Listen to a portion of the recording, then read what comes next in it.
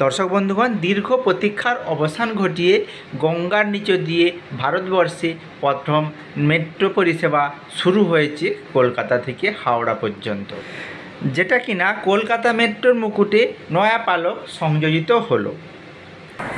জনসাধারণের উদ্দেশ্যে 15ই মার্চ থেকে এই যাত্রীবাহী মেট্রো পরিষেবা চালু হয়ে গেছে। শুরু থেকেই জনগণের একটা উৎসাহ উদ্দীপনা ছিল যে কিভাবে গঙ্গার নিচ দিয়ে পারাপার হয় সেটা দেখবে, এবং সেই সাথে প্রথম দিনে যাত্রী পরিবাহী সংখ্যা ছিল লক্ষ্য করার মতো। এক্সপ্ল্যানেড, মহাকরণ, হাওড়া স্টেশন এবং হাওড়া ময়দানে ঠিক ঠিক করা লোক আমরা দেখিয়েছি আমাদের ক্যামেরার দ্বারায়। এই পরিষেবাকে আরও সুষ্ঠু রাখার জন্য এই মেট্রো অর্থাৎ কলকাতা মেট্রো বেশ কিছু নিয়মকানুন আরোপ করা হয়েছে। তো যারা আপনারা এখনও এই কলকাতা মেট্রো অর্থাৎ গঙ্গার নিচ দিয়ে মেট্রো পরিষেবাতে এখনও সামিল হননি, তাদের উদ্দেশ্যে জানিয়ে রাখি এখানে 5টি বিধিনিষেধ আরোপিত হয়েছে।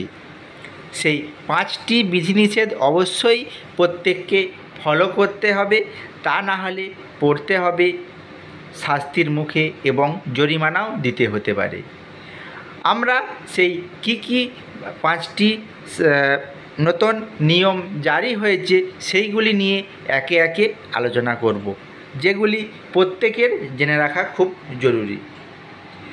এখানে যে 5টি রুল জারি হয়েছে বা 5টি নতুন নিয়ম সংযোজিত হয়েছে, তাদের মধ্যে প্রথম হলো, এটা আগেও ছিল এবং এখন সেটা আরও কঠোরভাবে হয়েছে, যে বিনা টিকিটে যাতায়াত।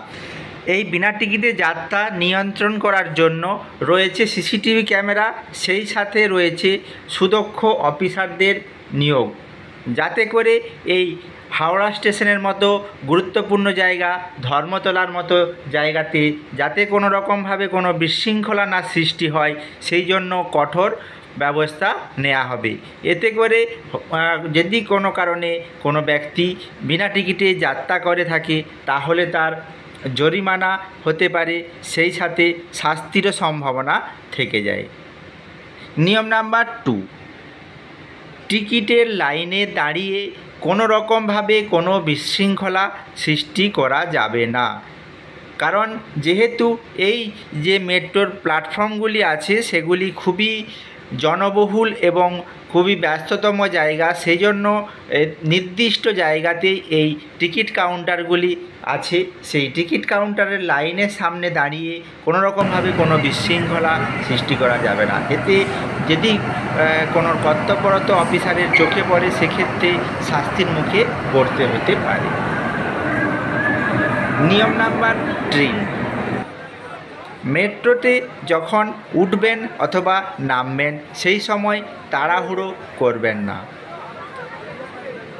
এতে করে আপনারও যেমন ক্ষতি হতে পারে, সেই সঙ্গে এই মেট্রো পরিষেবা ব্যাহত হওয়ার সম্ভাবনাও থাকে।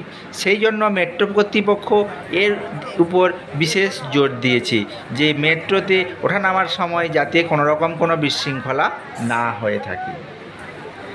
নিয়ম নাম্বার 4, যে ওঠানামার পরে আমাদের যে স্লাইডিং দরজাগুলি থাকে মেট্রোতে, সেই মেট্রোতে স্লাইডিং দরজার ধারে হেলান দিয়ে দাঁড়ানো সম্পূর্ণভাবে নিষিদ্ধ করেছি। নিয়ম নাম্বার 5, যে মেট্রো চালকের সামনে যে রুমটি থাকে তার সামনে যে দরজাটি থাকে সেই দরজাটি কোনো রকমভাবে স্পর্শ করা যাবে না। এতে যদি কোনো মেট্রো ড্রাইভারের লক্ষ্যের মধ্যে আসে, তাহলে আপনাকে শাস্তির মুখে পড়তে হতে পারে। তো এই যে 4-5টি নিয়ম নতুনভাবে চালু করা হয়েছে, এটা জনসাধারণের সুবিধার্থেই আমি এটা আপনাদের জানিয়ে দিলাম। অবশ্যই আপনারা খেয়াল রাখবেন এবং মেট্রোতে জার্নি ভালোভাবে সবাই করবেন, সেই আশা রেখে আজকের ভিডিওটি এখানেই শেষ করছি। পরবর্তী আবার কোনো আপডেট নিয়ে চলে আসব প্রতিদিন ইউটিউব চ্যানেলে। ধন্যবাদ।